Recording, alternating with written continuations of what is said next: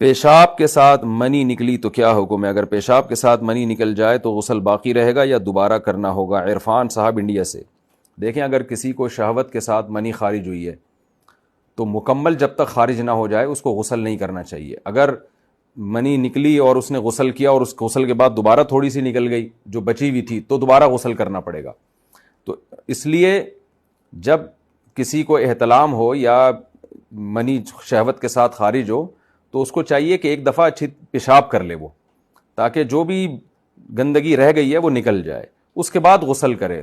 تو پیشاب کرنے کے بعد جب غسل کرے گا پھر اگر دوبارہ نکل بھی جائے تو پھر دوبارہ غسل فرض نہیں ہوتا، کیونکہ یہ نیا سبب پایا جا رہا ہے اس کے لیے.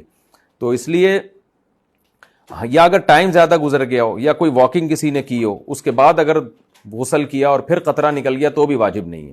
تو کچھ قطرات بعض دفعہ اٹکے رہ جاتے ہیں، تو فوراً اگر آپ نے غسل کر لیا اور پھر دوبارہ قطرہ نکل گیا منی کا قطرہ تو غسل واجب دوبارہ ہو جائے گا. اس لیے جب بھی مرد پہ غسل فرض ہو تو وہ ایک دفعہ پیشاب کر لے یا تھوڑی دیر یعنی ٹائم گزار لے وہ، تاکہ وہ جو بھی گندگی نکلنی تھی وہ اچھی طرح سے نکل جائے ایک دفعہ، پھر غسل کر لے.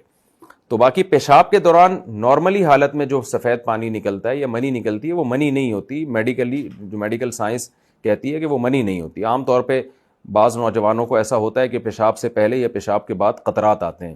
تو منی جو ہے وہ وہی ہے جو شہوت کے ساتھ شہوت ختم ہونے پر نکلتی ہے، شہوت پوری ہونے پہ نکلتی ہے. اس کے بغیر منی جسم سے نہیں نکلتی. تو وہ سفید پانی نکل رہا ہوتا ہے، لوگ اس کو منی سمجھ رہے ہوتے ہیں نوجوان، تو پھر پریشان ہوتے ہیں. تو خواہش نفس کے بغیر جو انسان کے جسم سے سفید پانی نکلتا ہے تو وہ کوئی فاسفورس وغیرہ کا پانی ہوتا ہے، وہ ڈاکٹر سے پوچھ لیں اس میں دوا لینی ہے نہیں لینی.